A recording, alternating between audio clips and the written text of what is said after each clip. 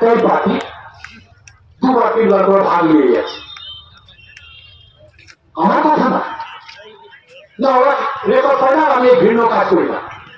আমি সাহেবের নামও বললাম না, আপনারাও বুঝতে পারছেন আর এমএলএও বুঝতে পারছে।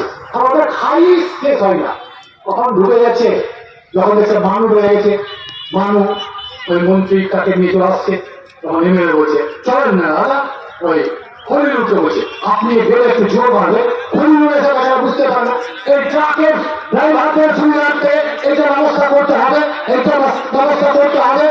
15 মিনিট ধরে ট্রাকের ড্রাইভার আমরাও বুঝতে পারছি না। ওই 3 ইডিয়টসে ওই যে आमिर खान एवं को बोले बोले इटा ना के कहना क्या चाहता है तुम, तो खोली का प्रश्न বলেছিলা, আমি এমপি সাহেবকে বলেছিলাম তা আপনি বুঝতে পারলেন এমপি সাহেব বেরিয়ে সামনে দিকে কি বললো, রাস্তা বলছে সন্তপুর রাস্তা বন্ধ রেখেছেন কেন, ওইটাও চালু করেন। তারপর থেকে ট্রাক লোড হচ্ছে, লোড করছে লেবার পকলিন, কিন্তু পরিশ্রমটা হচ্ছে এমএলএ আর এক্সএলএ, ওইখানে কম্পিটিশন চলছে। 600 টাকা এক পন্ডে একটা পকলিনে ভরতে খরচ, আর ট্রাকের কাছে নিচ্ছে 2400 টাকা। কত টাকা তো শুনছে 1800 টাকা। ওইটা নিয়ে কম্পিটিশন, এমএলএ কত দিবে, এক্সএলএ কত দিবে, এই কম্পিটিশন। আর এমটিসি সাহেব বলছে লিখে থাকুক ছাই থেকে, আমার প্ল্যানকে তো ডিস্টার্ব করছে না, তোমার কি ক্ষতি হচ্ছে নির্দিষ্ট, তুমি চেয়েছো কেন সিন্ডিকেট করুন, ওই জন্য তো তোমার মাথা ফেটেছিল একবার, আবার বেশি বাহাদুরি করছো। 12 দফা দাবিকে কেন্দ্র করে এবার এনটিপিসি গেটে সিপিআইএম এর ডেপুটেশন ও বিক্ষোভ। ফারাক্কার সিপিআইএম এর অধীনস্থ 4টি গণসংগঠনের ডাকে এনটিপিসি গেটের সামনে অনুষ্ঠিত হলো ডেপুটেশন ও বিক্ষোভ কর্মসূচি।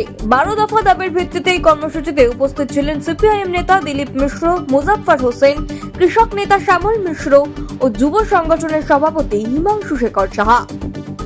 বক্তারা সরকারের শ্রমনীতি ও বিদ্যুৎ প্রকল্প সংক্রান্ত নানা দুর্বলতার বিরুদ্ধে আওয়াজ তোলেন এবং দাবি পূরণ না হলে আগামী দিনে বৃহত্তর আন্দোলনের হুঁশিয়ারি দেন। এই বিক্ষোভ সমাবেশ থেকে সিপিআইএম নেতা দিলীপ মিশ্র শাসক দল ও বিরোধী দলকে কটাক্ষ করে বলেন, জনগণের প্রকৃত সমস্যাগুলি নিয়ে কারোর মাথা ব্যথা নেই, শুধু ভোট আর স্বার্থের রাজনীতি চলছে। সিপিআইএম সেই রাজনীতির বিরুদ্ধে রাস্তায় নেমেছে। আমরা বিস্তারিত জানাবো আপনাদের নিউজ 15 বাংলা পর্দায়। সরকার নাকি আপনাদের পুরো উন্নয়ন হয়নি, সরকার কি উন্নয়ন হয়েছে 11 সাল আগে সেটা সরকার মানুষ জানে। আপনি এসে কি করলেন, 5 বছর কি করলেন, আর একজন এমএলএ ছিলেন 20 বছর কি করেছে। আপনি লম্বা লম্বা কথা বলে আপনি অনেক কাজ করেন, আপনার মানুষের এমন ভাবে প্রচার করে। আমরা কি দেখলাম যে কদিন আগে কলেজে এমন ভাবে প্রচার করলো, মনে ফারাক্কার মানুষ, ফারাক্কায় আর কোনো বিরোধী দল নেই, সবাই নাকি তৃণমূল। আমরা কি দেখলাম সেখানে হাত বড় হলো, মহিলোকের লোক মন্ডলের কাছে গেল, মনিরুলের লোক মহিলাদের কাছে গেল, কোন সিপিএম এর লোক কেউ বুকের পাটা নেই, কেউ বলতে পারবে না সিপিএম এর একটা লোক সেদিকে ঝান্ডা ধরেছিল। আর এমন ভাবে প্রচার করা হলো ফারাক্কায় সিপিএম আর কংগ্রেস বা বিজেপি বলে আর কেউ থাকলো। আপনাদের কর্মসূচির মূল উদ্দেশ্য কি?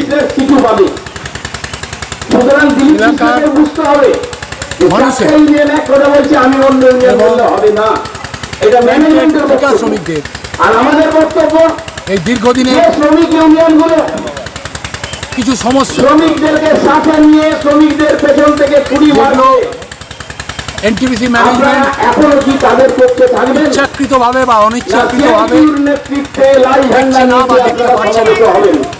এই বিষয়ে আমরা বারবার দৃষ্টি আকর্ষণ করেছি কিনা, শ্রমিকের উপরে নিষ্পেষণ বাড়বে কিনা ঠিক করে দিতে হবে আমাদের। কিছু কিছু আমরা আপনাদের অবজ্ঞা করেছে বলে আমাদের মনে হয়েছে, তাই আজকে আমরা এখানে এবং এলাকার মানুষ যারা ভুক্তভোগী ঠিকা শ্রমিক যারা রাজধানীর সঙ্গে আছে, তারা দেখতে পাচ্ছেন হাজার হাজার এখানে উপস্থিত হয়েছে সেই দাবিগুলোর জন্য। তাদের অন্তরে যে ব্যথা আছে ম্যানেজমেন্টের অবজ্ঞার কারণে, তার জন্য এখানে জমায়েত হয়েছে। মালঞ্চ থেকে গেটের সামনে পর্যন্ত দেখবেন বড় বড় ঘর, এখান দিয়ে হাজার হাজার ট্রাক যাচ্ছে, করছে, আরেকদিকে রাস্তায় আজকে 8 বছর 10 বছর ধরে রাস্তার ক্লিয়ারই হয় না। অজস্র তৃণমূলের নেতাদের পকেট ভরছে অ্যাসফাল্টের ছাই, তাই আমরা বিক্ষোভ করেছি।